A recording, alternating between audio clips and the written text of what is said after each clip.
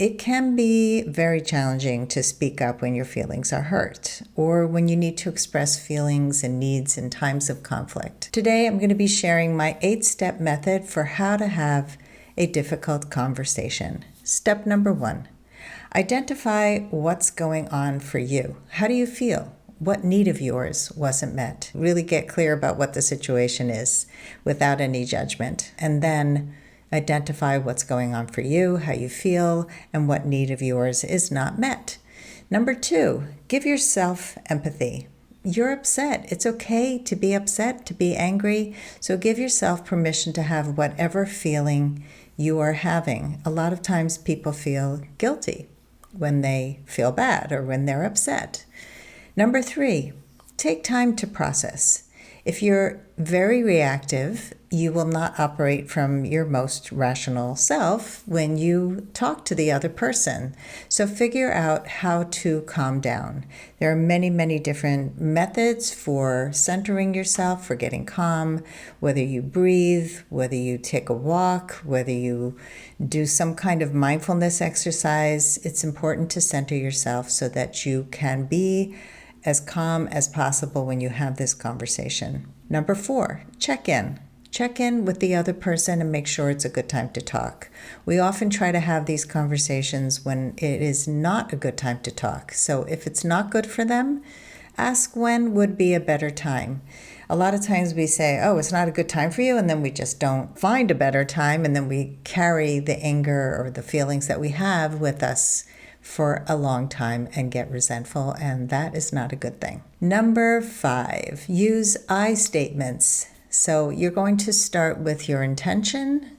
I want to have this conversation because I want to get closer to you, or I want to resolve this conflict, whatever your intention is. And then you're going to use I statements. When this happened, I felt this. You don't judge. You don't label. You don't say, you always do this, or you never do this, because these are all statements that will actually distance the other person. Speak about how you felt when it happened. This is all about your own experience and how the other person's actions or words affected you. Number 6, listen with curiosity. So once you've made your statement and you have told the other person how you feel, what your needs are, and then you listen to them. Let them tell you their side of the story. Make believe that the person that you're talking to is an alien. You're trying to learn everything you can about them because they come from another planet. Because we often come in and we have our minds made up about who people are and how they're going to react and how they're going to respond. So if that person was an alien from another planet, you would be totally curious and open, right? So I want you to listen with that type of curiosity. Number 7, brainstorm together for a solution that works for both of you. Once both of you feel heard, you've both shared your part of what was going on, then you brainstorm, how are we going to do better next time? What do I need to have closure? Number 8, end with appreciation. Appreciation is so important. Appreciate that the person had the conversation with you.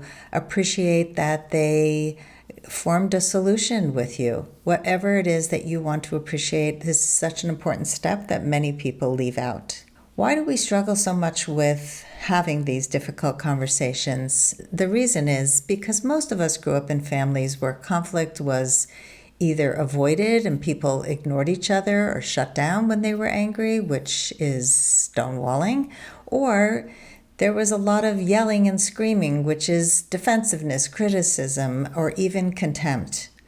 Arguments don't have to be scary or avoided. That's the problem. If you grew up with this type of really horrible conflict resolution or lack of resolution, it becomes really scary to have conflict, to have an argument, to fight fair. When you can have these difficult conversations, it actually brings us closer to our partners and anybody we're in conversation with, so we can share even greater intimacy.